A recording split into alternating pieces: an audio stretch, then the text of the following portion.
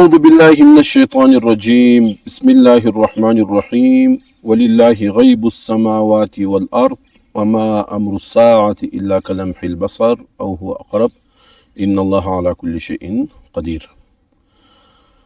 په دا آیتو کې الله سبحانه وتعالی د خپل علم الغیب د قدرت کامله الله سبحانه وتعالی څه کی ذکر کی او سات په د دوی آیتو کې الله سبحانه وتعالی یو ډیر اهم بحث چې هغه د ماډرن اپیسټمولوژي موږ ورته وایو، نظریه تعلیم یا نظریه معرفت.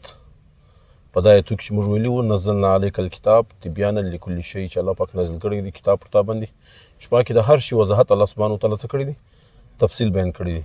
چې دا ماډرن اپیسټمولوژي دی، نظریه تعلیم دی، نظریه معرفت دی، د هغه هم پوره تفصیل الله سبحانه وتعالی په دا دوه مختصر آیتو کې څه کړی بیان کړی دي. نو ولله غیب السماوات والارض. په نظریه معرفت کې، په نظریه تعلیم، جدید نظریه تعلیم کې هغه مرکزی حیثیت څلور تصورات دی بیانوي. هغه څلور تصورات څه دي؟ هغه یو امپیریسیزم دی، دویم تصور څه دی؟ ریشنلیزم دی، دریم تصور څه دی؟ کنسټرکچرلیزم، او څلورم تصور پریګمیټیزم. مطلب د قرآني نظریه تعلیم او د انساني نظریه تعلیم په منځ کې ډیر زیات څه دی؟ فرق دی. قرآني نظریه تعلیم دا دی چې د علم منبع، د علم سرچشمه د الله سبحانه وتعالی ذات دی. انسان علم څه نشي کولی؟ تخلیق کوی نشي. انسان علم پیدا کوی هغه نشي. او دغه رنګه په انساني نظریه تعلیم کې دا تصور شته چې د علم بنیاد، لکه امپیریسیزم هغه دا وایي چې حواس د علم بنیاد دی. د حواسو په ذریعه باندې علم څه کېږي؟ هغه حاصلیږي. امپیریسیزم یعنی علم چې دی هغه تجرباتي څه دی؟ علم دی. ریشنلیست څه وایي؟ هغه وایي د علم او د ادراک د معرفت ذریعه انساني ذهن، انساني سوچ دی، انساني عقل دی. دغه رنګه د کنسټرکچرلیزم چې کوم تصور دی هغه دا خبره کوي چې د علم کې بنیادی کردار انساني تجربات او انساني سوچ فکر او انساني انټرپریټیشن. انسان چې کوم تعبیر تشریح کوي دې ته ډېر زیات څه حاصل دی؟ اهمیت هغه څه دی؟ حاصل دی. او څلورم دا پریګمیټیزم، هغه وایي هغه عملیت پسندي، هغه وایي د هر شي نتیجه څه ده؟ کانسیکوینس څه دی؟ دا تدې څه ورکوي؟ افادیت او اهمیت ورکوي. دغه مقابله کې قرآن حکیم څه وایي چې ولله غیب السماوات والارض. د علم سرچشمه هغه د الله سبحانه وتعالی ذات دی. د علم د معرفت هغه تر ګردو غټه هغه څه دی؟ هدایت دی. هغه د الله سبحانه وتعالی معرفت دی او هغه څه دی؟ هدایت دی. او چې کوم انساني علم سرچشمه خلک ګوري ګړي بولي، هغه وایي تلاش حق یا افادیت. سچ موږ تلاش کو او کوم شی زموږ لپاره څه دی؟ مفید دی. انساني نظریه، اسلامي نظریه تعلیم شاته د الله سبحانه وتعالی معرفت او د الله سبحانه وتعالی هدایت. چې انساني نظریه تعلیم دی دغه شاته د حق تلاش زیاده سے زیاده، یا یو شی مفیده کېدل یا غیره مفیده کېدل. نو ولله غیب السماوات والارض. د غیب علم چې الله راسل دی هغه صرف او صرف الله سبحانه وتعالی راسل دی. که د مځکو غیب دی او که د اسمانو غیب دی، او دی د معاد او د حشر نشر څخه انکار کوي. وما امر الساعة الا كلمح البصر او هو اقرب. دا د قیامت قائمه کېدل د الله سبحانه وتعالی په نیز باندې الا كلمح البصر، الله سبحانه وتعالی ته دومره آسان دی لکه د سترګې رپېدل، یا twinkle of an eye. چې دا سترګه رپېږي دومره قدر الله سبحانه وتعالی ته څه دی؟ هغه آسان دی. او هو اقرب، دومره نږدې دی، یا تر دا سترګې تر رپېدو هم دا څه دی؟ زیات نږدې دی. ان الله على كل شيء قدير. الله سبحانه وتعالی چې دی پر هر څه باندې څه دی؟ قادر دی. بیا الله سبحانه وتعالی دغه مسلې وضاحت کوي چې کامل علم الله سبحانه وتعالی لپاره حاصل دی. انسان علم تخلیقوي نسی، انسان علم ایجادوي نسی. انسان ته علم څوک ورکوي؟ الله سبحانه وتعالی ورکوي. والله اخرجکم من بطون امهاتکم. الله هغه ذات دی چې تی رایستلی یاست په کامل قدرت سره ستی د مور د نسو سره. لا تعلمون شیئا. انسان هیڅ څوم نه درلود، د یو شی علم دته څه نو حاصل انسان ته الله سبحانه وتعالی تر ګردو د علم یو ذریعه د خپل د ضرورت د اظهار لپاره انسان ته الله پاک څه ورکړي ژړا ورکړي دوی وژاړي په ژړا سره دی د خپل ضرورت احساس خلکو ته څه کړي وردلاو کړي د ژړا صلاحیت په انسان کې چا ایښی الله سبحانه وتعالی ایښی لا تعلمون شیئا چې د یو شي علم نه درلودي بیا الله سبحانه وتعالی د انسان ته دلته صرف درو شیانو ذکر کوي وجعل لكم السمع والابصار والافئده الله سبحانه وتعالی ستاسو لپاره غوږونه ګرځولي دي چې سماعت په وکړي ابصار سترګې ګرځولي دي چې په وویني والافئده او ستاسو لپاره څه ګرځولي دي زړه ګرځولي په اپیسټیمولوژي کې د نظریه تعلیم کې په نظریه معرفت کې موږ خلل د حواس خمسه ظاهره د علم ذرایع ګړو د وسایل ذرایع ګړو یا حواس خمسه باطنه د علم وسایل ذرایع څخه ګړو په اپیسټیمولوژي کې په نظریه تعلیم معرفت کې ډیر زیات شان شته چې الله سبحانه وتعالی انسان په وجود کې څه کړی پیدا کړی دي هغه په ذریعه باندې انسان علم څه کوي هغه حاصلوي دلته الله سبحانه وتعالی صرف درې شان ذکر کړی دي ازیاتوب شان سره کوم دي لکه موږ وایو سیکس سنس دي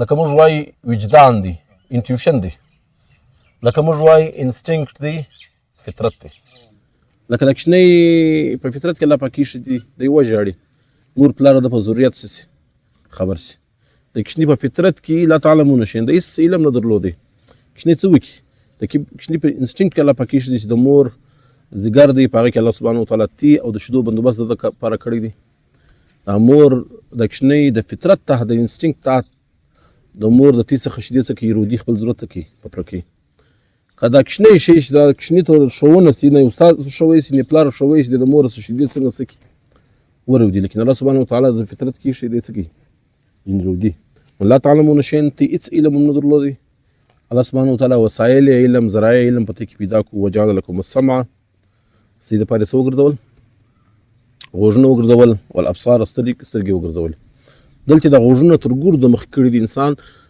په سترګو باندې دونه زده کړه نشي کولی لکه انسان چې په ذریعه زده کړه کوي د غوږو په ذریعه زده کړه کوي او که غوږونه نه خدای دې نه کړي دا سترګې بیا څه بیا فایدې بیا انسان هغه ژبه لا هم بنیادي ژبه د مورنۍ ژبه هم دی نشي زده کولی په سترګو باندې د غوږو کردار په علم کې هغه تر چا زیات دی تر سترګو زیات دی دویمه خبر دا ده چې والافئده الله پاک غوږونه ګرځولي دي ستاسو لپاره سترګې ګرځولي دي ستاسو لپاره څه ګرځولي زړه ګرځولي دي د علم خالی د ادراکاتو نوم نه دی علم د احساساتو نوم هم دی علم د جذباتو نوم هم دی علم هغه د ادراکو د تعقل د معرفت نوم هغه هم دی په مډرن اپیسټیمولوژي کې هغه یا دغه ته حواس ظاهره ته زیات اهمیت ورکوي یا عقل ته زیات ورکوي اهمیت ورکوي د زړه یو خواته دی نه ځي الله سبحانه وتعالی وایي چې د علم تر ګوډو غټه منبع او سرچشمه هغه چیست هغه زړه دی صحیح دی زړه سره کم دی چې علم خالی ادراک او احساس د ادراکاتو نوم نه دی علم د احساساتو د جذباتو او د ادراک د معرفت د داګورو شان څه دی نوم دی او دریم علم هغه کوم پر مخ موږ ولاړ شو د علم پر دوه قسمه دی یو علم د معقولاتو دی یو علم هغه د نقل علم دی د علم سره د منقولاتو علم دی یو د معقولاتو علم دی د منقولاتو کوم علم دی د هغه سرچشمه هغه وحی ده او وحی کې د خطا د غلطي څه نشته امکان نشته چې د معقولاتو کوم علم دی چې هغه د ریزن په ذریعه یا د انټلیکټ په ذریعه یا د حواس خمسه ظاهره په ذریعه څه کیږي حاصلیږي په هغه ګردو کې د غلطي څه شته امکان شته چې د وحی کوم علم هغه تعلق وحی ده هغه د زړه سره لري تعلق لري هغه تر ګردو علوم څه دي سپریم دی او دغه علم سرچشمه منبع د الله سبحانه وتعالی څه دی ذات چې د انبیاء علیهم السلام په ذریعه الله سبحانه وتعالی انسانانو ته څه کړی منتقل کړی دی پاکي د غلطي د خطا څه نشته امکان هغه نشته البته بعض مفسرین بلر سوي دي هغه وایي وجعل لكم السمع والابصار والافئده دا افئده د مراد څه اخلي هغه دماغ اخلي عقل اخلي هغه به مثال بیانې درنګ بیانې لکه دا یو انپوټ یو پروسیسینګ یونټ په کمپیوټر کې د انپوټ په ذریعه باندې معلومات راځي. چیرې راځي؟ هغه پروسیسینګ یونټ له راځي. پروسیسینګ یونټ د هغه انپوټ څخه بیا څه اخلي؟ نتایج څه کوي؟ اخذ کوي. نتایج بیا دی څه کوي؟ ښکاره کوي. نو دوی دا وایي چې د حواس خمسه ظاهره چې هغه سمع والابصار دغه په ذریعه باندې معلومات راځي. او افیده سمبولات څه دی؟ هغه دماغ دی. هغه تعقل تفکر چې کوم پروسس دی هغه تر سره رسوي او نتایج څه کوي؟ هغه برآمد کوي. لیکن اصل خبر دا ده چې الله سبحانه وتعالی قرآنی نظریه معرفت یا قرآنی نظریه تعلیم چې دی هغه دا دی چې د علم سرچشمه او منبع د الله سبحانه وتعالی ذات دی. الله سبحانه وتعالی په انسان کې د علم ذرایع وسایل هغه څه کړي دي؟ هغه یې ایښي دي. په هغه وسایلو ذرایع کې د زړه د عقل څخه زیات حیثیت هغه چې حاصل دی و زړه ته حاصل دی. او د علم مقصد د الله سبحانه صرف تلاش حق نه دی. د علم مقصد صرف هغه افادیت نه دی، یوټیلیټي نه ده. د علم مقصد هغه د الله سبحانه وتعالی معرفت او هدایت دی. نو وجعل لكم السمع والابصار والافئده ګرځول د الله سبحانه وتعالی سي لپاره غوږونه، سترګې او زړه لعلکم تشکرون چې دې څه جوړ سي؟ د الله سبحانه وتعالی شکرګزار بندگان جوړ سي. صرف دا نه، علم يروا الى الطير مسخرات في جو السماء. دې نه ګوري یا دې نه ګوري الى الطير او مرغانو ته مسخرات في جو السماء چې هغه په هوا کې معلق التلي په اسمانو کې ما یمسکوهن الا الله. دې کوم شي راګرځولي چې په مځکه کش سکن دي راکش کې وزانت هر شي ستس کې په مځکه راپریوزي، لیکن مرغۍ کې الله پاک طاقت او استعداد صلاحیت یې دي په هوا کې دې سي معلق په هوا کې دې سکی په مرضی باندې پرواز کوي. بلکې د دنیا څومره ټیکنالوژي راغلې ده، هر ټیکنالوژي هغه د ایروناټیکل کوم ساينسز دي هغه د مرغانو ډیزاین دي ډیولپ کوي کاپي کوي پر هغه باندې سکی جهاز جوړي. د دنیا لیټیسټ جهازونه چې هغه جوړ کړي هغه د مرغانو که د سپیډ په حواله سي بیا هغه مرغه ته کتلي چې هغه سپیډ زیات څه کوي هغه وایي سي که په هوا کې درېدو ځای راسي دغه مرغه نقل یې ورتر کړی چې هغه په هوا کې څه کوي سي درېدی سي. که ډرون راسي ډرون لا هم د کشني کشني مرغان لا نه د کشني کشني خصمانان څخه دي څه کړي ډیزاین یې دي کاپي کړي پر هغه باندې څه کړي دي جوړ کړي دي. نو ما یمسکوهن الا الله په اسمانو کې دا طاقت چا ورکړی چې دوی ودرېږي صرف او صرف الله سبحانه وتعالی ورکړي دي. ان فی ذلک لآیات لقوم یؤمنون. په دې کې څه دي؟ نشانان یې د هغه قوم دپاره چې هغه ایمان لري. والله جعل لكم من بيوتكم سكنا. الله سبحانه وتعالی سي دپاره کورونه ګرځولي دي سکنن د سکون د راحت ذریعه ګرځولي دي. لکه هغه حدیث مبارک راځي د ایمان آباد تر ګردو غټ دولت هغه امرأه صالحه نیکه صالح څه ده؟ زنانه د هغه متعلق کوم لتسکنو الیها چې دا زنانې سي دپاره د سکون د راحت څه جوړېږي ذریعه هغه جوړېږي. دلته الله سبحانه وتعالی سي دپاره کورونه ګرځولي دي. د کور یو خصوصیت الله پاک څه کړ بیان کړی دي سکنه چې دا د سکون ذریعه انسان ستړی ستومانه د بازار د نوکري ملازمت د کاروبار سره سي کور داسې کور چې پاکي د سکون څه سي میسر سي. جدید مادیت پرستی هغه انسان د سکون څخه څه کړي محرومه کړي. هغه پر ظاهري ټیپ ټاپ باندې مطلب ښځه دي ډاکټر دي ښځه دي هغه دي پروفیسر دي ښځه دي هغه دي پروفیشنل دي هغه پیسې ورګټي ظاهري ټیپ ټاپ هر څه موجود دي، لیکن بیا هغه زنانو د سکون د راحت ذریعه څه کېږي هغه نه جوړېږي. کور دی هغه تکلفات خلک جوړوي بې حساب لا تعداد پیسې په هغه څه کې ګاري، لیکن هغه کور د تعایش مرکز خو لیکن د سکون مرکز د لپاره څه کېږي نه جوړېږي. الټا باعث تکلیف باعث اذیت د لپاره څه کېږي جوړېږي. د کور خصوصیت دا نه دی چې هغه پرتعایش د کور خصوصیت دا دی چې هغه پرسکون وي. نو والله جعل لكم من بيوتكم سكنا. الله ګرځولي سي دپاره کورونه سکون ذریعه. وجعل لكم من جلود الانعام بيوتا. او دغه رنګه د حیواناتو چې کوم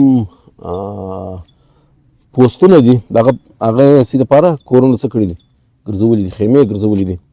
تستخفونها یوم ظانکم و یوم اقامتکم.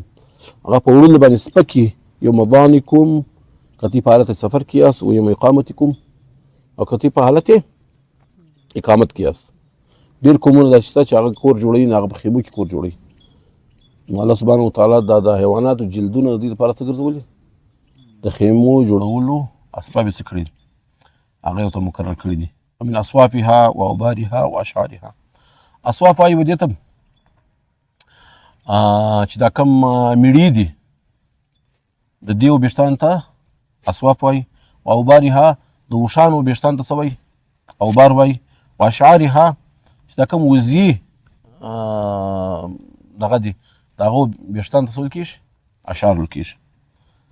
نو دارنګه د میړې، پسو، د اوښانو، د وزې او د نور حیواناتو ویښتان الله سبحانه وتعالی اساسا داسې لپاره یو سرمایه ګرځولې ده او متاعا د فایدې ذریعه ګرځولې ده لحین تر یو خاص وخته پورې.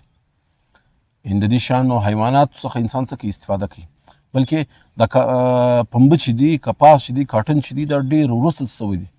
د دې فصل ایجادو د دې څخه استفاده انسان کړې ده. د کاټن د کپاس د ایجاد څخه مخکې د انسان کپړه، د انسان خیمه، د انسان دغه ضرورتونه الله سبحانه وتعالی د حیواناتو په ویښتانو باندې څه کول؟ هغه پوره کول. دا ډېر غټ نعمتونه دي، لیکن د دې نعمتو احساس موږ سره نشته. د احساس نه کېدو وجه څه ده؟ که دا یو ښایسته کور چې هغه د سکون ذریعه یي، د دې پوښتنه د هغه چا څه وکړي چې هغه کور نه لري. د لباس پوښتنه د هغه چا څه وکړي چې هغه لڅ لباس نه لري. دا لباس په وزن باندې موږ څه نه یو خبر چې دا لباس څه وزن لري که څه کوي کې نه لري. اصل کې موږ بې لباسه نه پاتې شوي. خدای نه کړي الله پاک موږ ته وساتي بې کوره نه پاتې شوي. چې دا کوم سړی بې کوره وي، د سر سایه نه لري، او کوم سړی لباس د پټېدو لپاره نه لري، د دې نعمتو احساس به دغه چا سره څه کېږي؟ هغه پیدا کېږي. خالي دا نه والله جعل لکم شه. او بله خبره مفسرین دا بیان کړې ده چې دا حیوانات نه دي، د دې د ویښتانو څخه، د دې د چمړې څخه که هغه مسبوح وي که څه غیر مسبوح وي، که د هغه غوښه خوړل کېږي که نه خوړل کېږي، د دباغت چې کوم پروسس دی دغه به د دې څخه استفاده کول څه دي؟ هغه جایز دی. لیکن یو حیوان داسې شته چې هغه ناقابل انتفاع دی، چې هغه څه دی؟ نجس العین دی، هغه څه دی؟ خنزیر دی. د هغه د جلد څخه د ویښته د یو شي څخه څه نشي کېدلی؟ استفاده هغه نشي کېدلی. دا نور حیوانات چې هغه که مذبوح وي که غیر مذبوح وي، که غوښه حلال وي که حرام وي، چې دباغت پروسس د دې د چمړې سره وشي، بیا دغه څخه استفاده هغه څه کېدی شي؟ اخیستل کېدی شي. نو والله جعل لکم مما خلق ظلالا. چې الله پاک څه مخلوقات پیدا کړي دي، هغه مخلوقات له الله پاک څه ورکړي؟ سایه ورکړي. صحیح. موږ په یوه درخت کې ناست، دا پر ځای چې موږ ټینټ لګوو نو 2025 سره په موږ څه کوو؟ ګارو بیا موږ څه لګوو؟ ټینټ لګوو. لیکن د دې درخت دغه څخه موږ څه اخلو؟ فایده اخلو. د بلډینګ د سایه څخه موږ څه اخلو؟ فایده اخلو. د غرو د سایه څخه موږ څه اخلو؟ فایده اخلو. والله جعل لکم الله ګرځولي دي دپاره مما خلقه چې هر شی الله پاک پیدا کړی دی ظلالا، دغه سایې ګرځولي دي. صرف دا نه، وجعل لکم من الجبال اکنانا، په غرو کې الله سبحانه وتعالی دې لپاره ټکانې ګرځولي دي چې هغه د یخ د ګرمۍ د دښمن تاسو کوي بچاوي. وجعل لکم سرابیله، دې لپاره کورتۍ ګرځولي، کمیسانې ګرځولي دي. تقیکم الحر، چې هغه ته بچاوي، محفوظه کوي د ګرمۍ څخه. وسرابیله دغه رسۍ لپاره زیرې ګرځولي دي. تقیکم بأسکم، چې هغه ته بچاوي د دښمن د تکلیف د رسېدو څخه. کمیس او کرتا، لباس او دارنګه فوجي ساز سامان چې هغه د دښمن تکلیف څخه موږ کوي؟ بچاوي. دا د الله سبحانه وتعالی نعمت دی. کذلک یتم نعمته علیکم، الله پاک پر کوي پر دې باندې خپل نعمتونه لعلکم تسلیمون، چې د الله سبحانه وتعالی څخه جوړ سي، فرمان برداره جوړ سي. فإن تولوا فإنما عليك البلاغ المبين. فإن تولوا، اوس که دې روګرداني وکړي، یعنې دا د صنعت التفات په عربي بلاغت کې چې موږ انګریزي کې ریټریک ورته وایي، په هغه کې دا پوره صنعت دی، یو صنف دی چې په هغه کې تکلم د غایبه څه شي خواته راسي، خواته به خواته راسي. صحیح. هغه څه ویل کېږي؟ صنعتي التفات ویل کېږي. فإن تولوا، که بیا هم دې روګرداني وکړي، فإنما عليك البلاغ المبين، پس د نبي ذمه داري څه ده؟ په واضح انداز کې تبلیغ کول دي، په واضح انداز کې د خپل موقف تر دې پر څه کړل؟ رسول دي. او په زور زبردستي په دې باندې منل د نبي کار نه دی. یعرفون نعمت الله ثم ينکرونها، دا خلق دي چې معرفت دی، تحصیل دی د الله د نعمتو، پیژني د الله سبحانه وتعالی څخه نعمتونه، ثم ينکرونها، او بیا دا نعمتو څه کوي؟ انکار کوي. واکثرهم الکافرون، او اکثر دې څخه څه دي؟ کافران دي. نو الله سبحانه وتعالی دې ماته او تاسو ټول ته پر دا ویلو او د عمل توفیق رانصیب کړي. واخر